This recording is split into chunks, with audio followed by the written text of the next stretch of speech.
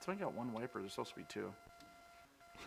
Hello and welcome to the Carbitrage Podcast, episode 104. I'm Eric Berger, joined as always by my easily fascinated co-host, Ryan Sinitsky. Sorry, I found a model of literally my favorite car in the world. So I have a box of childhood car models, and he found a 1/24th scale Lamborghini Countach. yes, it is. And he is playing with it. I'm actually reviewing it. He's he's Doug DeMuroing this 1/24th scale Countach. TMI touch volume. MMI touch volume. It's right here. Isn't I that always cool? get that wrong. That's all right. TMI is a funnier way to say it. I was mentioning all the weird little idiosyncrasies of the Countach I got right. It's like these doors open way too Is much. that a Barago? What brand is that? Yes, Brago. Yep. Barago's like the best poverty manufacturer of car Yeah. models. So the doors really should open only about that much. The pivot point's wrong. However, one thing I can commend them on is they got the ridiculous pedal box right. Because the pedal box, like being partially in the way of the parking brake is one thing. And then because you have the wheel well where it is, the pedal box is over like 6 inches from where it should be. So like you have to drive really Well, it's kind of an awkwardly. Italian thing. Even the pedal box in my 355 is pretty out there. Also, that's about how much the steering wheel turns in real life on a Countach. Does it have a 1-to-1 steering ratio in real life? No, it's got like a 35-to-1. So you got it's like you have to manhandle it too. Oh, So it well. sucks. Plus, it's cool because this one is carbureted. Because it's got the Weber carburetors on it. So I'm sure it's that's fun to tune and balance. 12 carburetors. Yeah, I know, right? I thought it had 6 carbs. Nope, that's 12. Yikes. It's six two barrels. So Yeah, I'm not sure if the balancing. I'd imagine you would have to it'd deal be with awful. It'd 12 be individual absolutely points. awful. Man, I've seen people balance carbs on like V8 Italian cars. I'm like, I don't have that skill. I will note another thing that got incorrect on this is it's only got one wiper when it's actually got two that are almost on top of each other. Just one moves at a different rate. Wow, than the other. Barago from 1997 or 8, you slipping. To be fair, though, given that it's a poverty model, I'll give it a 9 out of 10. Fair enough. All right. You went down there to look at a Kyosho Z32, which is a really high-end model. Yeah, And you came up with a Countach. Yep, the Countach is better. Shocking. Anyway, I'm going to start right off with a local event, which I just attended Josh, yesterday. you can include yourself on this since you're here. Josh is still here to yeah, at least Peanut Gallery, hopefully keep us on track. Yeah. Brainerd International Raceway, that is kind of our closest road course mecca here in the Twin Cities. It's about 2 hours northwest of town, and the owner of the track, Jed Copham, died last November in Florida after falling off of a boat and drowning. I'm not sure if that's actually the truth or not, but it doesn't really matter. Anyway, so yesterday was finally the culmination of efforts to do a memorial, not necessarily a service, but like an event for him. So unfortunately, we had really, really terrible weather. It was about 44 and rainy, really windy, but I drove up anyway just to attend. Pretty good turnout. It was actually at the tail end of a racing weekend anyway, so they were finishing up Michelin Cup bikes. And then we went in pretty much immediately to doing a tourist lap of the short course. Actually, it was a long course, which I did entirely on autopilot, which was slightly terrifying. Wow. There are no road lines, obviously, but I Impressive. was behind a dually 3/4 ton, so it had a large enough like radar signature where it would let me do it. But just at one point, it just said "take over immediately," and it flashed a red steering wheel on the display. I'm like, that's probably normal. But after that, I met up with a couple of friends up there. It was pretty great. They had an open mic at the wheelie bar of just like remembrance of Jed stuff. So lots of stories that you wouldn't necessarily hear if you weren't like intimately friends with the guy. But really good turnout, especially considering the weather. And yeah, it's a bummer that he's gone, but his wife runs the track now, and she is arguably even more of a petrol head than Jed was. So they retired his SCCA number. They put up some posters all around BIR of him, and That's great. yeah, it's going to be a fun 2019 season, I'm sure. So I just kind of wanted to briefly recap that. And we'll remember him. And we did a eulogy on him when he passed away. He's been eulogized. on the website as well. Googly. Yep. Yep. But anyway, there you go. You probably won't Was get media that coverage a, of that one. Zoolander reference. Yes, it was. Okay. So, Googly. speaking of retiring, Yes. the Grumman LLV. Oh, I do like the mail truck. The long forgotten variant of Josh Anna's S10. Oh boy. Yeah.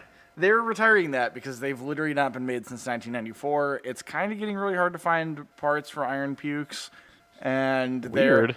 they're Such an efficient engine. They get 10 miles per gallon. What's the thermal efficiency? None. The gas just goes straight onto the ground. Anyway, the U.S. Postal Service is looking for other brands to make a modern kind of LLV. Well, they've been doing that for a while, haven't they?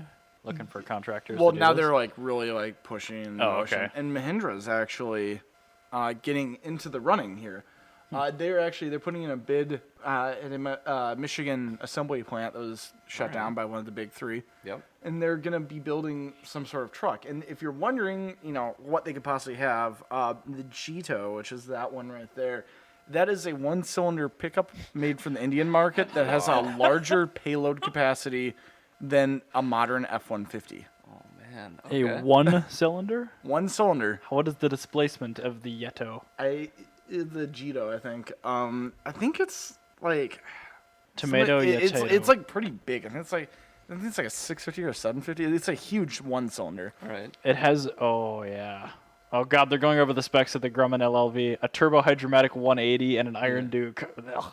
Yeah, it's bad. I'm looking for the displacement of this one-cylinder engine. They don't have it. You scroll back. We'll have to. It doesn't matter. Yeah, it's a one-cylinder engine. I'm It's surprised very BYD cute. hasn't thrown their hat in the ring because they are globally the world's largest producer of, well, for sure, battery electric vehicles. But that doesn't make sense in rural areas, obviously. Yeah, I think this will probably be the last generation of an internal combustion engine. I'm guessing we will see this platform, whatever they They'll adopt. swap over. At some point, I'm sure it At will some point, migrate. And for right off the bat, for a lot of inner city routes, I mean, they could start EV right now. Yeah. Well, another vehicle they make here that totally would be a great mail truck. Tesla Model S? No, the Mahindra Roxor. They make that here? Yeah, you can buy it here. The CJ2A continuation that they made. So Mahindra, since like 1946, has been making Jeeps under license. Oh, okay. Huh. And so they've had the CJ2A in production Yep. continuously in India Wow. under the Mahindra name, and it's like now they sell it here. So if you could pull up the Mahindra Roxor, because everybody should know what this truck is. It's my favorite off-road truck until Suzuki brings us the Jimny as a side by side. But yeah, they sell it. It's a 62 horsepower like 1 liter diesel CJ2A. Wow. Yeah, it's super cool. That's It's super cool. It's literally just I a wonder what the CJ2A. retail is on one of those. More They than you are- can afford, pal. Sorry, I had I think to. the base model is like 13 or so. Like, it's Okay. equivalent to like the Reasonable. Polaris or Razor. Yeah. Yeah. So This would be such a better vehicle to have in your 30 acres up north than a Razor. yeah. And not Yeah. only that, like it's still close enough to CJ2A where you can use CJ2A parts. And can this be licensed for road use? I'm guessing not legally.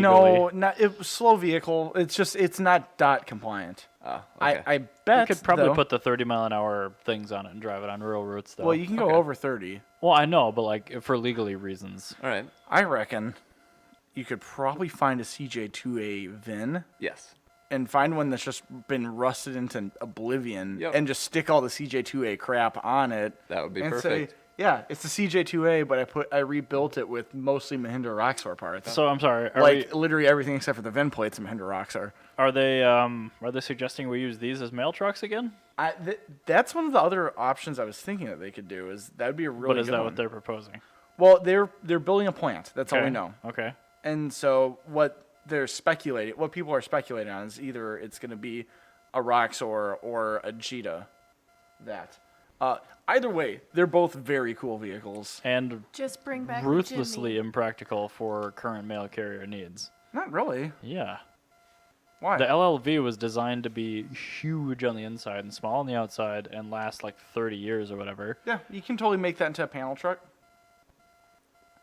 But You will could, it last against the but the Minnesota salt? The fact that isn't fully ground up designed for the Postal Service like the LLV is means it will not get adopted and it will not succeed. So that's what I was thinking. That one would probably be a better selection. But I imagine They they'd could probably, base it on that. That's what I'm thinking is they're going to base it off that, kind of Sure. like the LLV was based off the Blazer. Sure. Yeah. I mean, if I they have take a like the frame and powertrain from Jan has a this, suggestion. Oh, God. I think we should just import all the Jimneys and use those. I think that's a great idea. That is a very good idea. Yes, the Jimneys are the way to go. Because, hey, Josh, you've probably never heard the Suzuki Jimny, but it is a tiny Jeep. Are those available in the Philippines?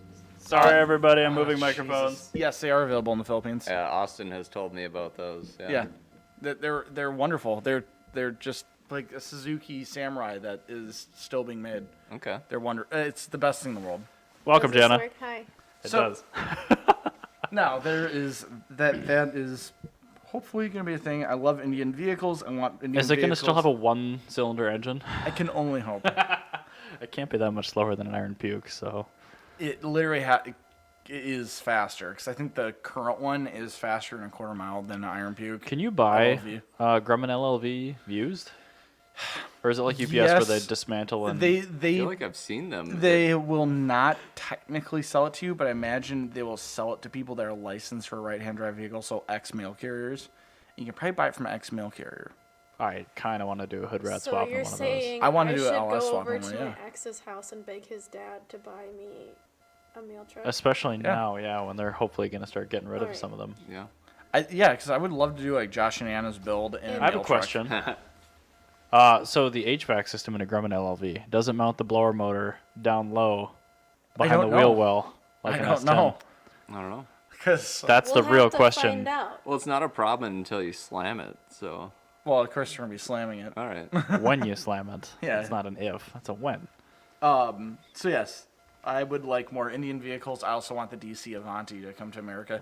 The DC Avanti is an Indian supercar that is basically a modern MR2. Oh, okay. Yes. We did cover that, and it actually does seem pretty skookum. So Yeah, it's- I'm actually pretty much in full agreement on that one. Yeah. Oh, speaking of fun, cheap MR2-like things, the Mazda Miata, the car that we actually get here. Yes. And I don't know about the Fiata, but this story specifically pertains to North America and the ND. So people are still, I'm not going to say overwhelmingly, but still over 50% of the take rate on these cars is manual transmission. I'm still North shocked America. that they even make an automatic. And I know. Who would, like, I That get that goes it's a against the pretty point. No, it goes- modern Eisen auto and all that. And like, ooh, we have predictive shift logic. No, I'm like, it no. doesn't matter. It's going to be that car reactive no was matter what you do. supposed to be designed as a driver's car. It's supposed to be Right. the feel of driving the car on the road, not anything else. And if you're putting an automatic into that, you are literally making it worse. And there's no way on earth that you can ever argue that an automatic Miata is a good thing. Like, it's not Right. a good idea. Like, if you want That's an a, that's a automatic, cross-dresser. no, if you want an It's a automatic, pre-op transvestite. if you want a, well, no, I mean that's Yes. fine. If you're into that, then you're into that. Oh, Now, there are people that are into that. Automatic MX-5s. I'm not gonna go there with that. But I mean, I like, just did, so there you go.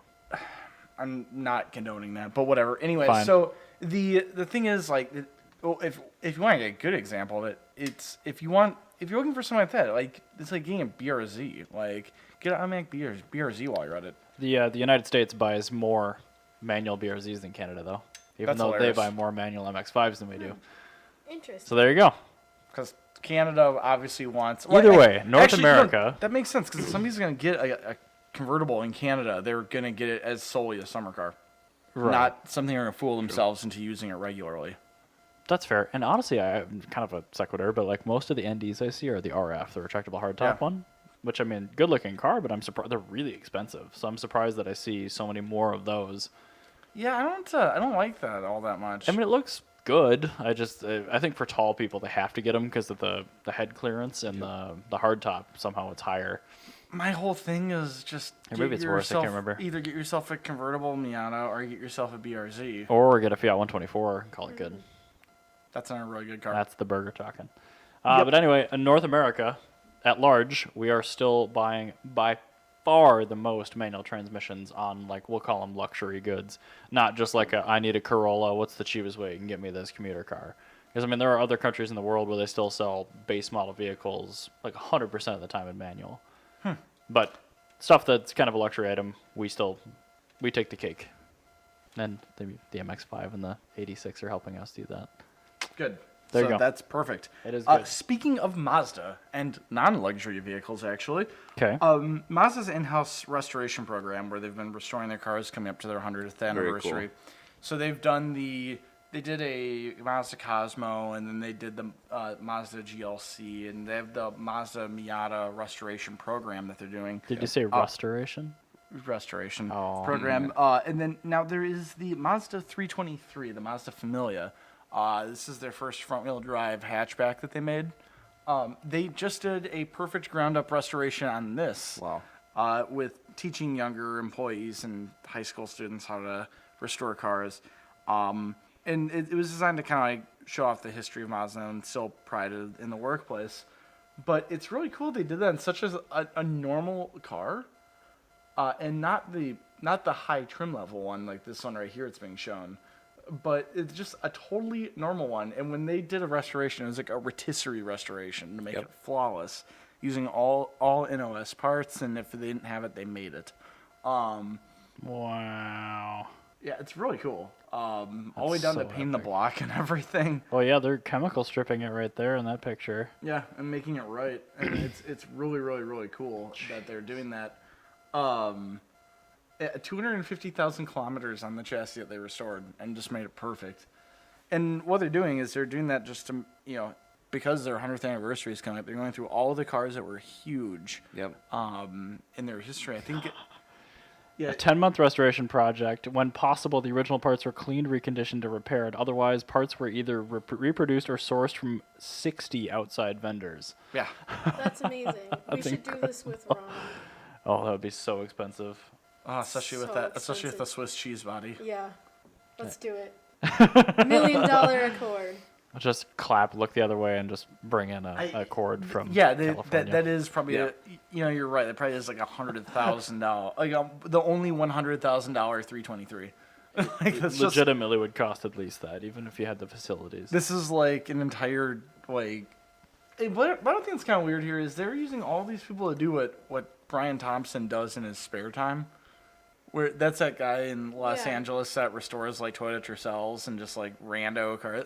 And this guy that worked for Nissan, and he designed the Nissan NV 1500, and he spends all of his money restoring weird cars. So right. he's got like a Tercel. It's just like cars he liked from the 80s. So he's like a Tercel, like a first gen Camry. Yep. And like all these just like weird, like WTF cars Yep. that he's restored like flawlessly. I like yeah, how they all signed the underside of the air cleaner. yeah, isn't that cool? That's yeah, so cute.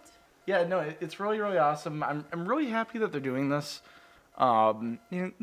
Just because these little cars, they never get the real time of day that they should get. To quote regular car reviews on that Plymouth Horizon, this wasn't meant to survive. Exactly, it wasn't meant to survive. Is it a coincidence that bottom side of that air cleaner kind of looks like the rising sun flag? It was You done on know, I'm purpose. just saying that Mazda did make a variant of a tank in World War II, and they got nuked during World War II. So Pretty sure that's not a coincidence. I do have to say, like, I'm just imagining a professor being like, group project, and this is what happens. Right? I know, Like- right? The best shop teacher ever. Yeah. We're restoring a That's like Familia. the May term in the Edina in high school. That'd be great. So yeah, I thought that was pretty awesome. I do like that they're giving a lease on life to a less than special model. I mean, Yeah. that's cool. I'll be curious to see what they do next. I 'cause think- you covered like one of their old race cars that they did the first time, right? Yeah, they did the Cosmo. Yeah. I think the next one, it's either gonna be it's either gonna be like an R360 or will be the Mazda Go trike, the motorcycle pickup truck thing that they made like right after World War II. That like really saved the company and rebuilt Japan. Saved their bacon. Yeah. I gotcha. Well, either way, I'm curious. I mean, I don't think a lot of like 787Bs need restoration. Otherwise, that would be my go do that. I'm totally on board with like this stupid car. Like I'll find the most obscure thing Oh, you've never yeah. heard of. I'm like 626 rear wheel drive coupe. Like that In should 20 be. years, they're going to be doing a Mazda 5 manual. Yes, they will for their 125th. Yes. which is the best Mazda 5, which we all know. Please take Vanakin. we're actually gonna talk about them. I'm gonna change a couple other things in this episode after I talk about my last topic. But I was going to say there are only 2 other things. I want to talk about the van show that was at. Oh, sure. But I'll let you Fair do enough. your Tesla But thing yeah, first. Eric, I want to hear about this. Okay, Please. so- I saw your Instagram photos. I know, well, I had to. It's like everyone in that really awful Tesla owners group in Minnesota posts a photo of their car with the Tesla mobile service van when they do their mobile service Obviously, appointment. because they're white girls with Uggs and pumpkin spice lattes. No, I know. no, they're just a bunch of piss jugs. You're giving white girls the Uggs and pumpkin spice lattes. Not their due credit. Did you say pumping spice? Pumpkin spice lattes. Fine. Anyway, so I scheduled an appointment to get the Takata passenger airbag replaced, and then I had a couple other little things that I wanted looked at, like the second key I had for my car just didn't work at all. Oh. I had some condensation that I didn't know if was normal in the rear left taillight. And then I also wanted them to change the picture of my car on the display of my car So- and the The most app. important- Yeah, you Saw saw that. that. So that's interesting that the taillight, because I've heard the most common condensation issues are the front right taillight. Front right taillight. You said rear left taillight. Rear taillight. Just superfluous information. Sorry, the left inner taillight. Are you happy now, Ryan? And then also I had I thought the right front window regulator was failing because when I put it all the way down or all the way up, occasionally on the way up it would stop and bump back a little bit, and it sounded like the cable was sliding off one of the little pulleys Was it? inside. No, turned out the regulator was fine, and a piece of waterproofing came back from the door handle and was scraping on the glass. While he was fixing that, he found that my door handle was broken, and it was still working fine. But he's like, I don't know how that was working, but I replaced it. Oh, no. There's a little metal fulcrum in there that actually pushes the door handle out, and one half of the little fulcrum point holder was broken off. So he's like, I just replaced that for you. The key, he didn't even look. He just gave me a new one and programmed it. And then 3/4 of the way through this process, which incidentally happened in my work parking lot while I was doing work. Okay. It's just a weird experience altogether. I asked him, is it possible to change the picture of the car on the gauge cluster and the app and stuff to show the summer wheels, the bigger 21-inch wheels? Because right now it just shows my winter wheels. Yeah, I saw that. Which are what it came with. I'm like, it's fine if it's not possible. I'm just curious. Yeah, I'm actually plugged in right now. It's you just change a parameter. It's option 6 instead of option 3. And sure enough, it updated on my app in my phone and on the screen and every parameter of the car. So I'm like, well, that's super cool. My car looks less poor now. But he didn't The have name time. of the car is Poverty, because the Yeah, Tesla dual motor 75D. for 70. It's even more poverty than a 75. Oh my god, that is poverty Yeah, level. I'm poor, so all-wheel drive. dude, the look on people's faces when I tell them it's a beater. When I picked up those toolboxes at Harbor Freight, they're like, "What?" So yeah, just push it in. I don't care. You're not gonna break it. But anyway, they ran out of time for the airbag because of a couple other snags. But the guy who worked on my car was a 15-year veteran at Motorworks BMW. He raced an NB Miata. Oh, cool. He had race tires in the back of the Tesla service van that he picked up on his brake. Nice. This guy was legit. That's cool. And then he put in the notes replace this guy's taillights. So that'll happen next time. I don't know if I'll get a cool guy How next much time. did it all cost? The only thing I paid for was buying a new shell for the actual key, because when I lent the car to Scott when I was in Finland, he broke the key ring. Wow. Thanks, the back of this Scott. So I bought a $40 rebuild kit, which comes with all the buttons inside and the entire shell. That Scott broke. Everything else, I'm billing him for it, obviously, but everything else was free. I mean, I still have 2,000 miles of warranty left at this point. So Nice. after that, I don't know, but Is- nothing seriously. Is is gonna Scott run with angrily the car. typing in the I'm sure he'll comments? get to us. I'm sure he's watching. I don't know. It doesn't matter. The key still worked fine. It was my spare that wasn't working, and that one had the intact key ring. So overall, very positive. They were curious how I felt about mobile service, just because this is kind of a new thing, and they're Yeah. really, really gravitating away from getting anyone into the Imperial location. Right. And I've got a friend that used to work at BMW Minnetonka, and he is their head tech there. And I asked him, well, where do you draw the line for the mobile, we come to you, work on it in a parking lot versus bringing the car to the service center? He's like, honestly, if it's not a battery replacement or a main drive unit, we do it mobile. Wow. I was like, whoa, okay, that's pretty intense. But I guess, yeah, those are really the only two components big enough where you couldn't really tackle them mobile. But I mean, think about it. You don't have to deal with a loaner. Yeah. You don't have to put somebody in a car they're unfamiliar with. You don't have to inconvenience them driving to and from. And honestly, it was pretty quick. And Chris was the tech that worked on my car. He's like, yeah, we're hiring. I'm like, if I didn't have to drive an automatic Transit Connect, maybe. He's like, we could maybe set you up on a Model X. I'm like, So, Ooh. what does Tesla do for mobile service in the winter? They wear do gloves. still do it. Oof. That's a really great question. I'll ask the tech next time I get him out there All to right. do the airbag. I'm curious. But my car had steering rack bolts and a 12-volt battery done before I bought it in the winter.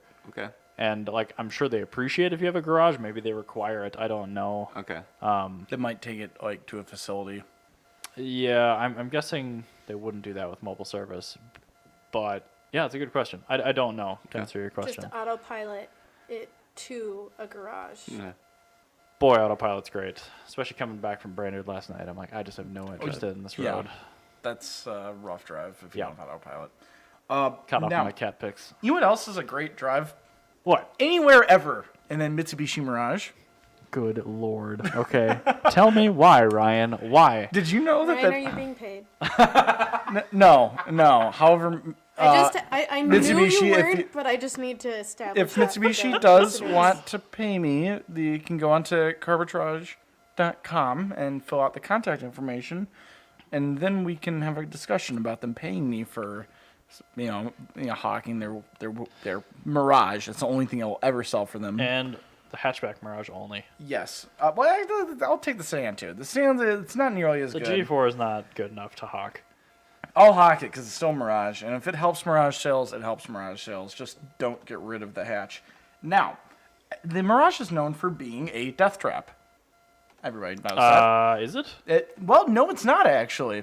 Well, I mean, the same thing with the Fiat 500. Like, when it came here, they added all this crash stiffening crap, and they started the same year the super small frontal overlap test, and Yeah. it got like 2 stars in that one test. Yeah, and it's like it's forever I'm a like, death trap. okay, yeah, try crashing something that's 4 years older in that same test and tell me it's a death trap. Well, so we should also note that if you want a real, what an actual death trap by crash test standards, like a real death trap is when it gets a international crash test rating of 0. Yeah. I've The- watched a couple of those. If you want to know what a 0, That's how we just spend our free time. yeah, It totally is. if that's if you want to see what earning a 0 looks like, look at the Nissan Suru, which is the B13 Sentra. Those are just recently stopped selling Yeah, in because of Mexico. that in Mexico. Yeah. So I think a saw 0 so star many when I is- was in Mexico. Yeah. A so- 0 star in the modern cycle, right, for like a front crash test is when you can't open the door or there's passenger intrusion, right? Yeah, correct. Okay. So what they would do is for that crash test is it's head-on collision with a van. Oh, So they use a Ford Transit and you head on into a Ford Transit 55. they must go through a lot of transits. So anyway, yeah, they do. And so the Nissan Suru, the 1991 Nissan Sentra, that one got a 0. No way. Yeah. So to be fair, it Dude, was. if I crashed my 30 M3 into anything, I would die immediately. But that's the thing is it was a 0, but for that one test, everything else I got like a 1 on. But pretty impressive for a car designed like 30 years ago. yeah, so that's the thing is though they discontinued because it got a 0 and it frankly just isn't safe. Yeah, but real in the grand scheme of things, like if you don't care about day-to-day safety, Yeah, it had like a so who like cares? fatalities per billion miles of vehicle of the vehicle being Or that it's driven. like uninsurable because of that, or like No, what's the no, real no. issue? Just nobody bought well, it? the fatalities per billion miles was like something like 30 or like 40. Oh dang! Yeah, that's the thing. I think is, like- we value generic human life a little too highly in this society. So this is the thing though. The iBest Cars, or IC Cars did a study on these. And so the average for vehicles, fatalities per billion vehicle miles is 2.6. For every mile a car is driven, you add that up until you get to a billion and see how many people died. So they have their 14 worst ones. Number one topping that list is the Mirage. Wow. And then right behind it's a Corvette, and then a Honda Fit, and then a Kia Forte, and then a Chevy Spark, and a BRZ, and a 370Z, and a Nissan Versa, Kia Rio, Challenger, Camaro, Kia Soul, Veloster Turbo, Versa Note.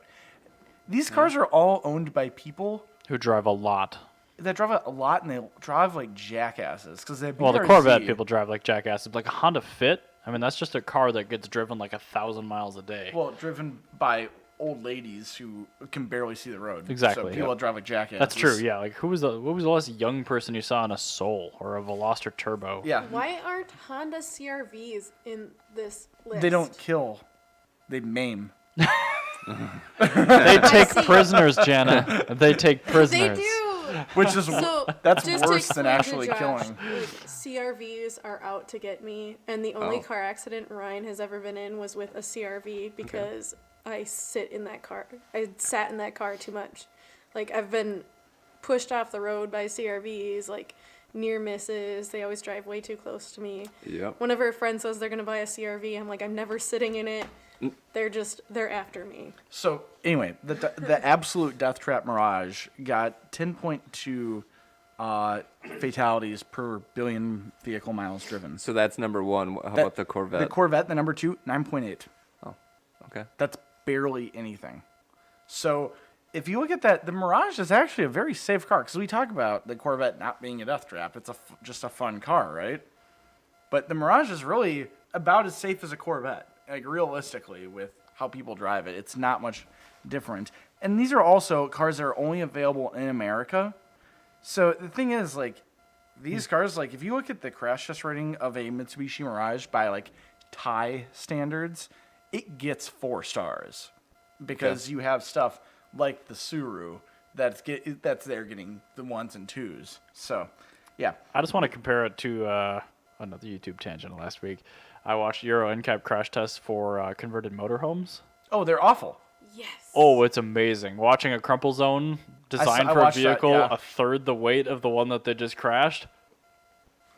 Ooh, Nelly. So in Sweden, they did a crash test of a Winnebago. Oh man. I'm actually Where- going to pull this up. The original crash test of the vehicle. So when Winnebagos get crash tested, they get crash tested as the basic chassis of the Winnebago before they put the Winnebago on it. Okay. So you'll have like a Ford Transit deck van, Yep. and they crash test that. It does great, yeah, because it doesn't weigh anything. And now you got this. It doesn't show you right off the bat. Oh no, you can see that Yeah, but you don't see it dashboard from the hitting you outside. like a baseball bat. Yep. We should probably try not to fix it too much since it is an audio podcast, It's but I will leave true. that playing for the video people. But this is the thing: is everybody they find any reason to gripe about the Mirage? Doug DeMiro decided he didn't like the fact that all the door handles are the same door handle, And the carpeting is thin. and the carpeting is thin. But you know what else? The carpeting is also terrible in the Honda Fit, and nobody complains about that. Carpeting is terrible in a lot of cheap vehicles. Yeah. The door handles all being the same just means it's easier to replace the parts later on in life. true. Right. And the cars are actually fun to drive. Like, if you drive Yeah, I drove Kuas. It was great. Yeah, if you drive a Mitsubishi Mirage and you drive a Honda Fit, the Mirage is a better, more fun car. Like, just factually is. It's got better power to weight ratio. It has a much, much higher torque to weight ratio, so it feels faster than a Fit. And when you're actually like getting it out on the highway, you're having a blast because you're like pinning that gas pedal. Yep. And you can probably go over 100 in one of those. I think if you try really hard, you could probably bust Probably. 100 on that. Like, that's totally possible. It's probably easier in that than it is like a first gen Fit. Again, So, slow car fast. Yeah, Yeah, 100 it's isn't that tough. no, and it's a really fun car to drive. You put some good tires, like Kua said, good tires. That's the and thing. air- We drove Kuas, which had good tires. Yeah, if you put good tires and you put an air intake on that, so you can actually hear the engine, like, it's hilarious. They're That really fun. that 3-cylinder when it's opened up does make interesting noises. Yeah, and it sounds like an angry lawnmower. Sounds a little better than that, I would say, but yeah. But yeah, so yeah, the Mitsubishi Mirage, if you're going to say it's unsafe, find something else to complain about because that's factually not true. That's what I had to talk about with that. I mean, I feel the same way about a lot of vehicles sold here in the last 10 or 15 years. I personally don't look at crash test ratings ever. No, it doesn't matter. At this point, like, any car that I buy off a show floor right now is going to be more safe than my Mazda 5. Yeah, Fact. the only time where Yeah, that's true. like I even remotely thought of safety was when I was looking at that Suzuki X90. Oh, Jesus, look at that. And people were like, "Is that safe?" And I was like, Categorically, I've never really thought no. of that. Like, it has an airbag. I was like, I mean, I drove an 88 Accord that's completely rusted, so Well, ask anything's gonna be them- safer. Was this car legally sold in the United States within the last 20 years? Yeah. Yes. Yeah. Ask them a question that has an inevitable yes, and then it will be fine. Exactly. exactly. Steer them away from the but Well, to be fair, with the Suzuki X90, it also had tires that were known for being terrible. So if you put modern tire technology on Yeah. it, it'll work a lot better.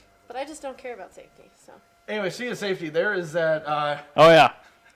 there is no front end. I think they're actually doing the crash test now for this one. Yeah. They did a sprinter-based one first, They and just yeah, did, yeah. you could when you see it like in the kid- slow-mo, it does kid the in the crumple back zone. seat got hit by the dad. Yeah, the dad like full on ghetto reclines into the baby seat and just snaps the baby's neck. Yeah, I mean, it was bad. Yeah. I don't want one of these. Like, who sits at a table while you're driving? dude, it'd be great. You could eat Waffle House while you're driving down the road. Yeah, And until it's this look at that happens. VTI motorhome. Oh yeah, look at that crumple zone tool. Oh, Look, jeez. the chassis stays in one place. Back seat, the front seat goes into the back. Oh, Tables God. But the refrigerator is largely in It's place. separated from the chassis. Yeah, yeah. Okay, so the giant. Yeah, you're So not Top walking. Gear was right about caravans. Yes. Oh yeah. They're a menace to the road. You know, to be honest, Top Gear was right about a lot of things that they were like now being proven right about years later. It's a shame they didn't get into more fracases. Now, anyway, about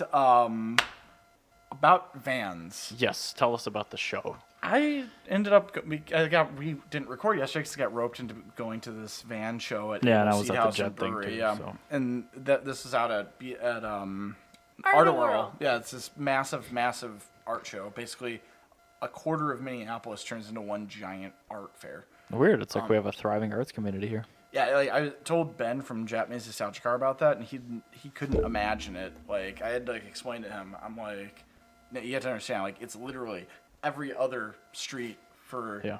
1/4 of Minneapolis turns into a huge art show, and there's like 40,000 people go to it. Mm-hmm. There's 150 like artists on display or something. More than Like that. oh yeah, definitely more than that. But I mean, yeah, 150 galleries that are open, Yeah. and then artists within the galleries. You have like 40 concerts and just like it's insane. But anyway, Able Seed House and Brewery did a van show, and the guy that was hosting it, Casey, super nice guy, wanted to get as many vans as he could. So he reached out to the Twin Cities Vans Club, which brought out a bunch of Dodge Tradesmen and Econlines, and like Tradespersons, G20s. please. Yes. Sorry. I'm trying to be PC here. Then Jordan from Van Gogh brought out his Vanagons. There's some Overlander like camper vans and stuff. But then Is it similar to Chariots of the Gods, or is it a different No, sort no, of it's- demographic? No, not at this all. this is way different because this is more kind of like showing off custom vanning to the larger public at large. Did you enter Yes. Vanaken? So I put Vanaken in it. I got roped into putting Vanaken. I was trying not to because I'm like self-conscious about it. I'm like, it's the daily driver. It was either Vanaken or Bandit My Sienna. So we went with Vanaken's- Vanaken. Yeah. So then Or Bandicoot? Oh, Crash Bandicoot. that'd be a great name. there we go. Vandicoot. Which is Crash Bandicoot. Oh, missed opportunity. I know, right? Oh, missed opportunity. But then Kick the computer. my friend Ian brought his Toyota van wagon, and this other guy I know, the really cool guy, and now I call him my friend now, but because he's friends. Sure, he's friend guy. Friend guy. That sentence was just full of nothing. It had the word friend in it like 9 times, and it had no conjoining, like, That was me thinking out loud. I know. Anyway, so Hubert brought out his custom van. He had a custom Toyota Sienna. It's like lowered and everything. He was representing van culture, the like modern VIP vans and everything. I've never seen domestics except imports better. than Oh, in the yeah. van community. It was so cool because, like, I mean, at first, Vanakin was parked in, like, an accessible parking spot, and then, like, a big van parked next to him thinking that he was just, like, some yabo. And then we moved Vanakin to, like, a more prominent place when the Sienna came. And, like, people were walking by and, like, actually looking in and being like, oh my gosh, this is really cool. Yeah. And then, like, being obsessed with the Sienna and being an owner of a Sienna and, you know, loving the Vanakin as much as I do. I was, like, so happy. It was so cool because I didn't think like anybody's gonna care about Vanakin either. They're like, this is perfect. It's so small. Like, I don't want a big van. They're like, We had the third row And it's a up. manual. yeah. Yeah. And then people were like blown away when they found out it had a manual transmission in it too. We're like, look, manual. And they're like, what? But what was really cool though, more importantly, was the people from Was like Flava Flav there? yeah, I know, right? But the people from the traditional van community with the trades persons, Thank you. and with the murals and stuff on them.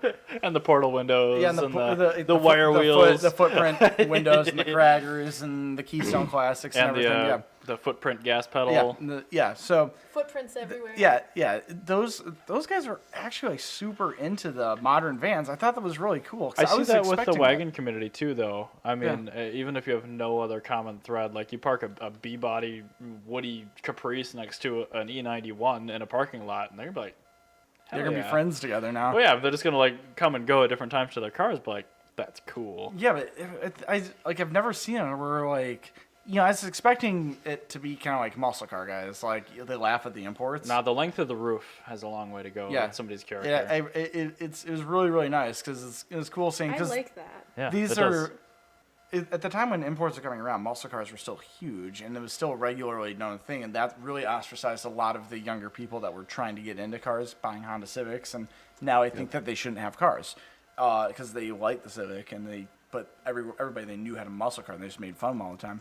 Well, the vans, regardless of how cool your tradesman with like ethereal goat and like a wizard and like a naked lady like airbrush on the side looks, it's gonna look like a rape van to a normal person. Like you can have the coolest one in the world, it's gonna be a rape van.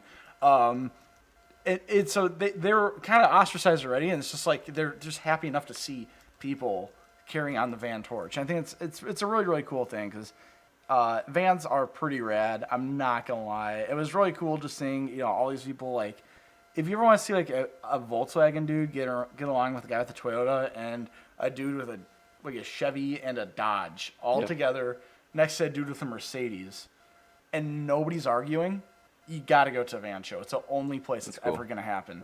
So, Yeah, there aren't wagon shows. You have to go to the other alternative long roof, and yep, that is vans. the superior long roof. The They're much longest more roof. It is accepted. literally just a long roof with nothing else. That's what a van is. I'm picturing like a coupe More where somebody's seats. just stapled some like corrugated metal on the back, like not the longest roof, bruh. Like, yeah, you still have a trunk. It's worthless. Yeah, exactly.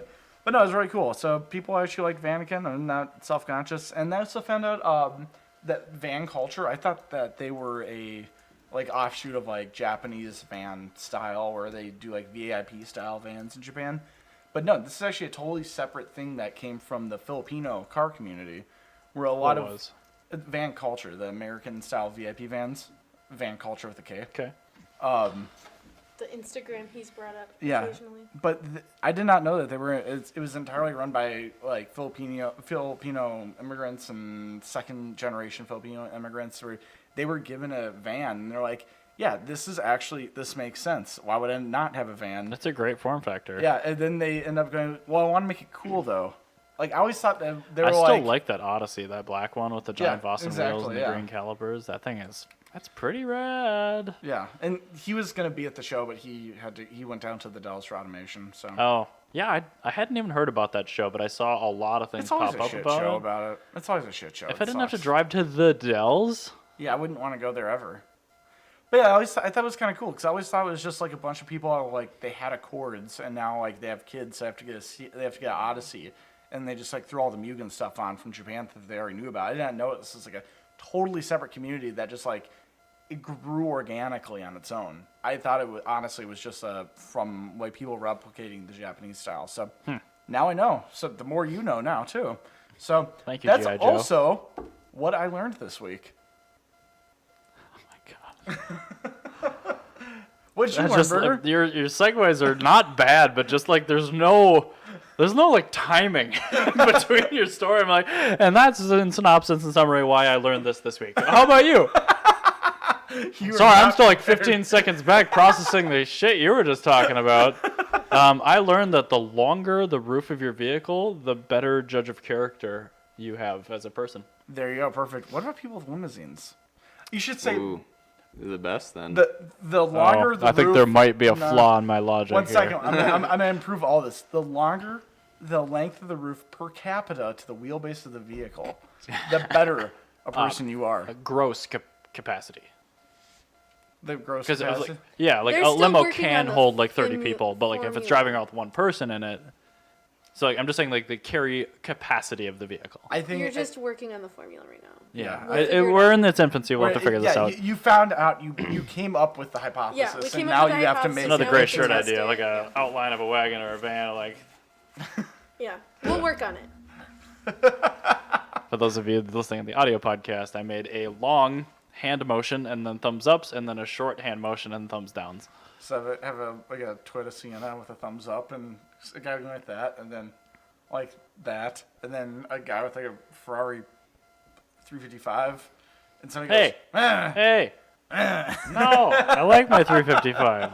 But you also have Mr. Wiggs, so. So Oh, and Brexit. Yes. so Jana, what did you learn? What did I learn this week? Well, I had mostly finals, so I was just relearning a lot of information, and then I also found out I time things very poorly. I set aside a day to do my final, and it did not work out for me that way. So I had a week to complete a final, and then I was like, oh, I can do it in one day. But can you? And no, I missed, like, the last three questions were, like, answered, and then the last one was not answered. And I was like, oh, this professor's going to think poorly of me, and I have to work with him a lot. Well, So- go to I'm office sure, hours. I'm sure it'll be everyone will fine. be fine. But with you. finals are over, so it's good day. Perfect. Yeah. So- And I turned in my independent study summary, so I'm... After Well, Josh see, look at proofread the it. bright side. Yeah. You got that done. And then art-a-whirl, it's good. We got a lot of cool stuff happening. Josh, what'd you what Yeah. did you learn? Yes, even though you're in the peanut gallery, what'd you learn? So You have a mic, so over the last couple of weeks, I've been working with my cousin, and we play chess on our breaks. And I showed him this little opening of mine, and ever since he's been kicking my ass. And just the other day, I learned how to defend against that. So I'm Nice. back in the you're in the back, lead. back into being good. I should introduce you to Guido, me and Trig's friend Peter. Yeah. He's really good at chess. Okay. Yeah, you Yeah, and him that'd be could awesome. like nerd out and do chess stuff. And Right. I was in chess club in 4th grade. Guido also I he think does. Johnny Langholtz also really likes chess. Dude, are we have a was chess that? party? No, I hate chess. I don't do it anymore. Aw. I want to have a chess I'll party. I'll host it if you guys want to I play am chess. terrible at chess, but I love playing it. It'd be a lot of I fun. don't do it anymore. Yeah. Also, another happy thing, Johnny Langholtz is back in town. He Yay, knows nothing Johnny. about cars, but We I'm should sure actually we'll have him him on on. the podcast. We should like rudimentar? How do you say that? Rudimentary. Yeah, but like Truly. trivially teach him. Yeah, trivially teach him about like a topic and just have him like spout about it on the entire episode. He knows then. Yes. one solid thing. Like knows Yeah. everything about one topic. Exactly. Give him like I'll a text really him. obscure topic. he Like knows learn everything about all everything production about 2-cylinder engines. Just Drum brake learn it. technology. No, because I know a lot about that. But something that I just have no interest in, like teach him about like motorcycles or something. I don't know. No, God, I don't want him to know about motorcycles. I'll turn to a douche. Or let's just have him on a peanut gallery. It's fine. He's an Yeah. interesting fellow. yeah, It's no, fine. I think I like Just drag I him like- down here. I It'll like be the fun. we idea. love you. I like the idea of having somebody in our peanut gallery who has like a vague knowledge or vague interest in cars but knows nothing about We'll it. just have to ask him a lot of open-ended questions to get like the impression of like A normal car culture person. from a normal. A This is normal perfect. person. We've solved the Johnny episode. Yes. All right, episodes. I plan on having him just be around. We'll So- see. He is We'll our see. third wheel. We'll so. see. We already have a third wheel. Oh, That's you, Jana. yes. Well, he'll be our. I think wheel. Jana met and me and her's relationship. Yeah. Okay. Oh, it's the 88 Countach. I'm sorry. Shall Well, anyway, shall thank you get the I'm bagpipes, going Ryan? to get these bagpipes. We're off to art-a-whirl. Bye. All right. Bye.